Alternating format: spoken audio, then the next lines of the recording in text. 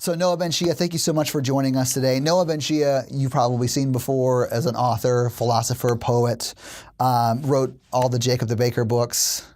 Correct? Yes, I hope. You don't have a ghostwriter or anything. When my son was young and someone asked him what his father did, he said, "My father types." So I did. I'm the author of 27 books. Yeah. Published in 18 languages, and my mother, who's now passed away, always reminded me that I should tell people that. So there you go, Mom. I'm thinking about you. We'll pay homage to her instruction. Amen. Absolutely. So to that end, I wanted to talk to you a little bit today because it's rare that we get a chance to talk to a philosopher or someone who bills themselves as such. There are plenty who claim to be. It's hard to, actually have the credibility to back that up. Well, my experience is people when they are introduced to me as a philosopher, they're less interested in the ideas I might have as a philosopher and more interested in how the hell I make a living as a philosopher. So that seems to be the question that stumps people. Well, I'm sure that is difficult, but the answer would be writing books and writing poetry. And Yeah. I used to tell people a long time ago that poets never had to worry about selling out because there was no one buying. and then when I began writing commentary on scriptural literature, I felt that it was like throwing rose petals over the Grand Canyon and waiting for the echo, But life had its own circumlocucious route, and my mother, again, to pay homage, used to say that men plan and God laughs, and if you want to give God a good laugh, tell her your plans. Yeah. So I feel blessed to do what I do. My mission statement is to be a source of strength to others. Whatever I can bring to the party. I think this is a very broken world, and I'm just trying to make a few repairs. I love that. That's awesome. Let me ask you this to that end, since we were talking about what philosophy is and how you go about doing that. So a philosopher really thinks about thinking and what that is and the cognitive state in general. How do you get into that? Like, is there a mode you go into when you think about that? Do you have to be left alone for... Actually, curiously, the question you might reverse field. You might ask me, how do I get out of it? Because my wife reminds me that in the morning when I start talking about something, before she's had her coffee, she said, please, no, it's not before coffee. Not before coffee. You're not allowed to work before coffee. No, but I don't. They once asked Isaac Bashevis Singer about what he called writing. And he said, I call writing hearing voices. And they said, that's amazing. He said, maybe, but not so amazing, because when I stop writing, I don't stop hearing voices. We're not always aware of what we're called to do in this lifetime. Mm-hmm. I feel blessed that I was able to recognize that I was called to do this, if you will, calling without sanctifying it, by the time I was about 19 or 20. Yeah, and that's when you sort of started this pathway, right? I mean, I remember looking at your sort of resume that we have here around, because we like to show off that we work with you, because thank you. That's very kind. Your name is respected. And I remember looking through that and thinking that you had a very, it almost seemed like from age 19, you either knew what you wanted to do or you lucked into just finding the path to what you ended up doing, because it seems like you were just set on that track. So was it a decision early on to do philosophy? There's a line I'd seen recently that somebody wrote that luck is the progeny of persistence. This is something I knew I wanted to do early on. Doing well academically, intellectually was also my rocket ship out of a blue-collar background. I was the first person in my family that graduated from high school, let alone university. Oh, wow. And then I was like the valedictorian of my class at UCLA, and I was invited to come back. I was a dean when I was 22, and I had my first book of poetry out when I was 24, and I was confused about what I was going to do again by the time I was 30. I mean, I felt like people said very nice things about me, but I wasn't sure that I was as wise as people were suggesting. And so sometimes it's necessary to step back from your life in order to have a closer perspective. When you see Matisse's, the water lilies, that the famous painting, he could not have stood next to it and painted it. He really has to step back 20 or 30 feet. Well, he wasn't working with a 30-foot brush, but sometimes in life you have to step back from your life in order to have a more intimate view. That's interesting, because when I was late teens, early 20s, I thought I knew everything, and it wasn't until I hit late 20s, early 30s when I realized I knew nothing. Well, my line of late is that I'm no longer young enough to know everything. Yeah, but I do feel like, and maybe there were just phases to life, but I feel like I clearly transitioned out of that in my early 30s. I don't think there maybe is phases. There are phases in our life. I don't think, though, that getting older makes you wise any more than getting sick makes you a saint. If getting older made you wise, then the cemeteries would be the culture of all intellect. I think that time, like almost any other major portal that you pass through, is more revealing than transforming. So sometimes it takes us a while to realize, to have a perspective on ourselves. Kierkegaard said life is lived forwards and understood backwards, and I think there's a truth to that for sure. But I'm without doubt, we all have our we are small bugs crawling around into our caterpillar self, into cocoons to emerge a butterfly. Only to be reminded of the Chinese wizard who asked, am I Lung Chu dreaming I'm a butterfly, or am I a butterfly dreaming I am Lung Chu? So I'm somewhere in the mix all there, and if that's not too much of a mixed metaphor and me going on too long. Mixed metaphors and mixed cultures in that. Oh, well, good. I like doing that. And I appreciate you listening. Many years ago, I remember my father, we would go out for Chinese food on Sunday night, and my father, I remember one time was telling the waiter, we want this and this and this, and he's telling the waiter, keeps nodding and nodding and nodding. My father asked him, aren't you going to write this down like I might have asked you? Are you going to write this down? And the waiter looked at my father and said, why? Are you going to forget it? You know? So the question in our life is not what others forget, it's what we forget, or what we are better served to forget. I have found that when I'm even just in meetings with people, that I don't like to take notes. I like to actually actively listen. And if I'm taking notes, it's hard for me to, if I'm writing the words they're saying, I don't then critically think about what they're saying. I'm just like a tape recorder for that meeting, and I don't want to be that. I want to be present for that. So I am able to then really have a conversation, and then afterwards I'll take the notes. Well, I'm hoping, because I've given a long time of thought to some of the things I'm saying with some alacrity here, that people who are inclined to, who are watching or listening to this, will be able to stop and roll back and listen and play it back for themselves if there's something that they want to hear that might be an ally to them. Absolutely. Now, I wanted to take a few of the things that I've heard you say a few times that I like and have sort of hit me in a way. But let's take the first one, the no one cares how much you know until they know how much you care, and you're very good at this, not to give you a compliment, but you are very good at saying things in a very simple way that can have either layered meanings or just a very deep meaning. So let's take that one at first. So I was a visiting professor of philosophy at UC San Francisco Medical School, and there was a very wise professor up there, and it was a dean actually, one of the deans of the school, of palliative medicine, who would remind, because UC San Francisco Med School is one of the top medical schools in the country, and he would remind these brightest of students that do not be confused. No one cares how much you know until they know how much you care. He also said that he would remind them, when you're coming in to pay attention to a patient, and as that's why I was there to help high-level, very, very bright students transform into caring people, because that's as an essential part of healing as any part of a lot of medical training. He would remind them, he said, when they walk in to see a patient, don't just do something, sit there. You know, and that's a great reminder about how physical presence, caring presence to people who are going through tough times is more important than how we might counsel them or anything we might want to impart to them. There's a great wisdom in just being in the company and the presence of people quietly. And just sitting with them. Quietly. And I'll share this little anecdote from my life. I have seen many doctors throughout my life, and I have never once remembered what they said. I always remember how I felt in their presence, and just the vibe I got from them. So bedside manner is sort of what that professor at.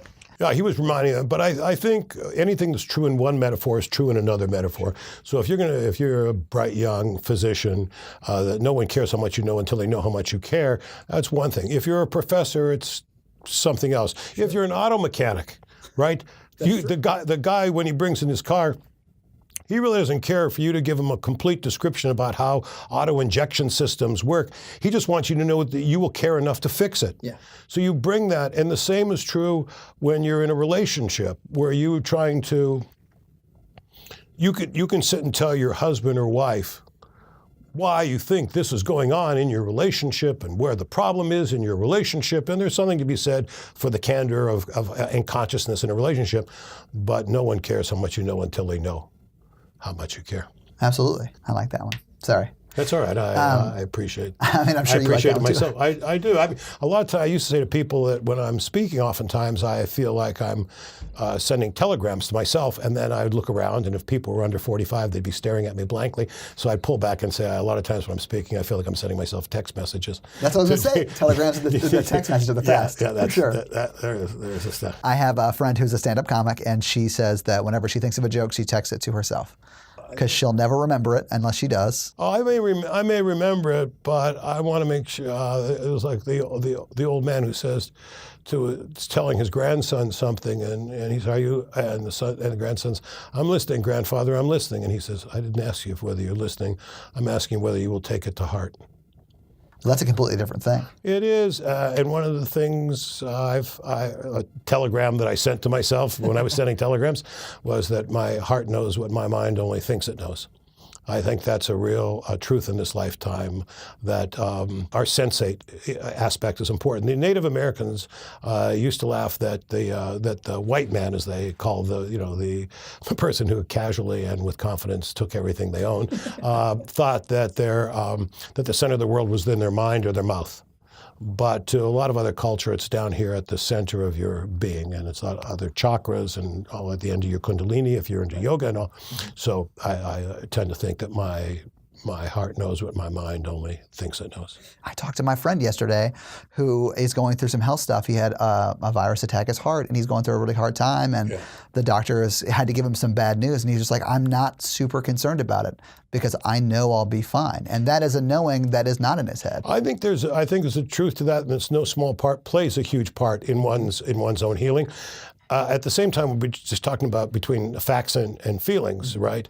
Or opinions. Sure. I think the best description I heard of that of late was that you can have an opinion about what the weather is today, but it's a fact what the weather was yesterday, right? Yeah. So let's keep. It's important to balance this reality, whether it's an Eastern consciousness of the yin and the yang or the positive. I think one has to. What they used to call in Eastern cultures the middle path between what you know and what you feel, and holding those in balance and finding your balance in that is no small thing in this lifetime.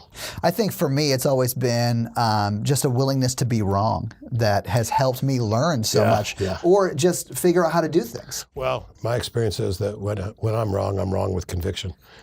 Well, I've been wrong with conviction many times, and it has bit me hard many times. Well, it does that. At the same time, one thought is that too humble is half proud, and there's that. And there's a great story I like to tell about a man that was voted most humble by his church. And they gave him a medal. And the next Sunday he came to church and he wore the medal, and they took it away from him. So I think you have to. I feel like that's how you grow as a person. I mean, and that may not be required to grow as a person, but it certainly has helped me grow as a person. I think in Christian theology, the first of the 7 deadly sins is hubris, because I think Jung and Joseph Campbell and a lot of other really great teachers have used stories. There was a farmer that had a very old donkey that was close to the end of his life, and a very old well that was dry and no longer provided any water. And one day the donkey stumbled and fell into the well. And the donkey started braying and make crazy. And the farmer heard this, and other people heard this. The farmer said to people, come on. And he gave a bunch of them a shovel. And he says, look, the well is dry, the donkey's old. They all picked up a shovel and started throwing dirt into the well, right on top of the donkey. And again, the braying happened, and they threw another shovel. Well, what they couldn't see is every time the dirt landed on the donkey's back, he gave a little shake like this, and the dirt fell off. And soon the dirt kept piling up, and he just pounced out of the well. So what do we learn from this? We learn in this lifetime that all of us are going to get a little dirt thrown on us. And the question is, what do you do? How do you react? How do you experience and persevere against that circumstance? But for all the responsibility of how we deal when a little dirt is thrown on us in this lifetime, we can't forget that this donkey was also the dumbass that fell in. And sorry, I like that quite a bit. Oh, good. Dr. Sam, the CEO of Specialty Care, has a quote that he loves about persistence.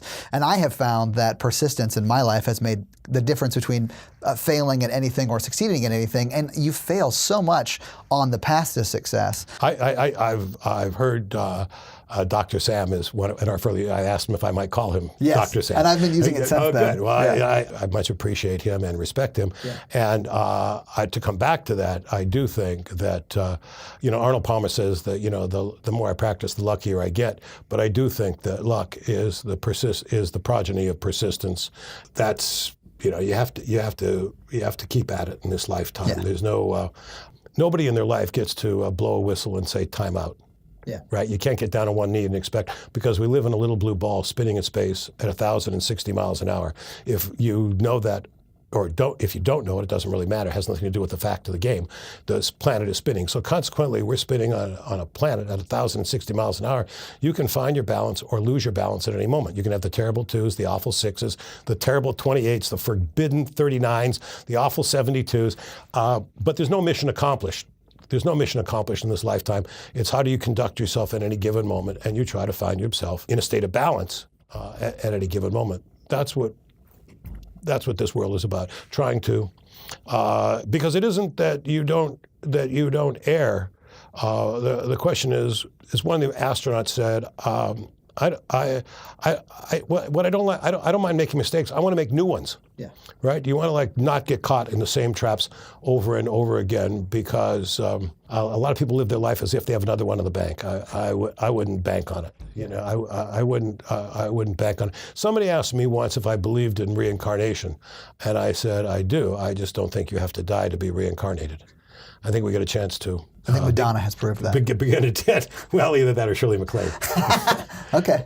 Somewhere in that mix there, it may date me a bit. If you go to Madonna, I go to Shirley MacLaine, but it may date you also with Madonna right now. Maybe but I in the latest thing, I guess with Lady Gaga, who's been the transformational character at the time. My dad used to say growing up, and if I ever came to him with a problem, it was, all right, how do we get through it? Or how do you get through it? It was always that. It was always, how do we roll with this to make it a positive experience or a learning experience, or how do we figure out how to solve it? I think oftentimes very powerful men have sought my counsel about how they could pass strength to their children. Mm-hmm. And I've reminded them that when my daughter was born, I was a fellow at a very famous long-range think tank, which required me wearing a suit and tie every day to the office, if you will. We sat at a felt-covered table with microphones. And I'd come home, and I'd get down on my haunches, and my daughter would run at me to knock me over. And when she knocked me over, my daughter was knocking over, with all respect to her mother, who she felt was the strongest person in her life. So if she could knock me over, she was gaining strength. Mm-hmm. So I would remind these men that if you wanted to pass, and to women too, to that extent, if you want to pass strength to a child, then oftentimes you have the courage not to pass strength, but to pass vulnerability to them. Share vulnerability. Yeah. Tell them when you've run into a problem, we've all run it, and I've had times when I've cried and I don't know what to do, and Dad, what did you do then? I carried on, because at some point this child is going to have the world rain on them, because the world rains on all of us, right? Except if you're holding an umbrella and it's raining under the umbrella, and then you have to remind yourself that all the weather is inside of you. And then if you have that experience, you'll remember that my father was a pretty strong guy. My mother was an amazing woman, and she said she had things happen to her that were beyond her to solve or to fix. And sometimes she would just sit down and cry, or my father would be exasperated and hid his tears because he didn't want anyone to know about it. And what did he do then? He carried on. Mm-hmm. And what are you going to do now? I'm going to carry on, right? Yeah. That's what you do in this lifetime.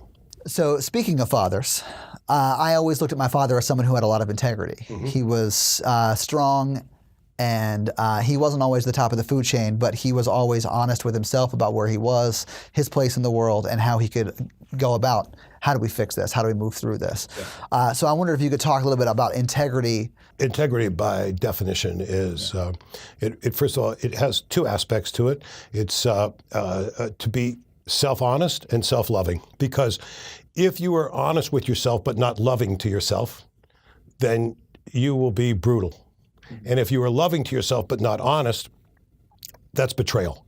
So you need to bring a sense of honesty and love so you care for yourself, because until you can be honest and loving with yourself, you cannot be honest and loving with others. And a sense of integrity is who you are with you. The old line is who you are when nobody else is watching you. I do think that integrity, like courage, happens on a very private stage.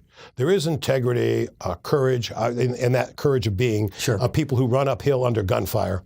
But it's also the woman who is battling alcoholism, who at 11 o'clock in the morning doesn't reach for the vodka bottle behind the glasses in the refrigerator. It's the integrity is the man who's on a business trip at 11 o'clock at night in a bar and saying goodnight to some guys, and a woman he'd been talking to passes him her room key, and he says, thank you, but no. It's the kid who at 4 o'clock in the afternoon, when the other kids challenge him to climb the tower, which is dangerous, otherwise they'll call him, weak, and all the bullying kind of names that kids will do with each other, or adults. He passes on that opportunity. Integrity is not by chance. It's the base of it is integral, and integral is it's interior to you. So no one else can grant you integrity. Only you can grant yourself integrity. And once you grant yourself integrity, you go Teflon, not Velcro in the world. Huh? Yeah.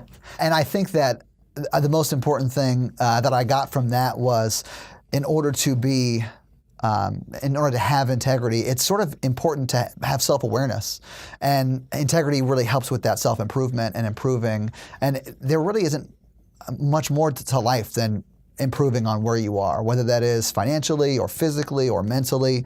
And improvement is a very important factor because without improvement, there is no growth. There is change. Change is the only constant. Right. Change is constant. Growth is optional. That change can be forced upon you.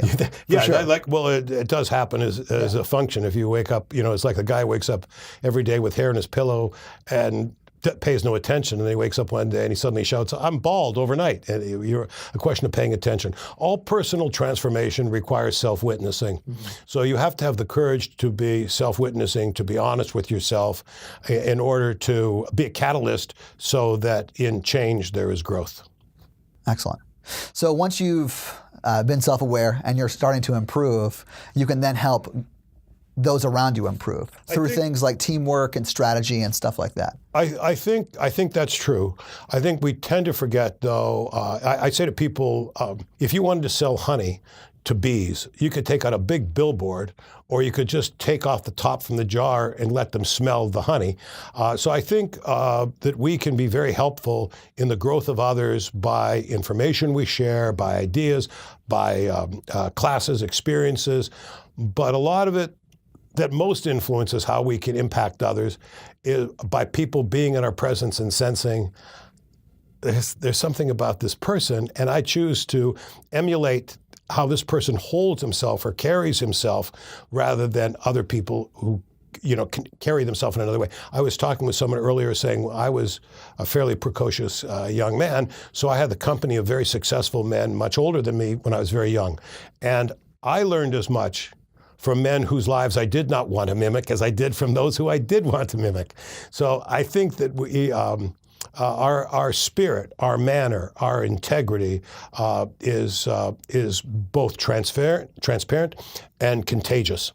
And if we're a negative person, vengeful, boasting, bullying, we can be an infection on this planet. And the converse is true as well. Yeah.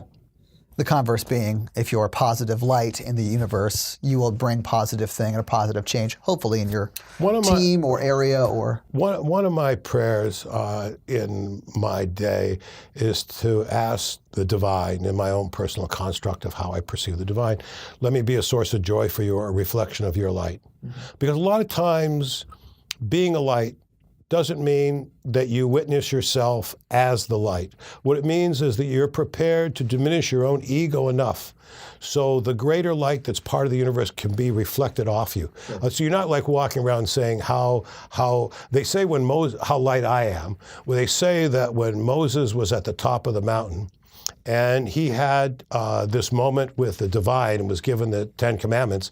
In the scripture, it says he came down the mountain and the light on his face became less.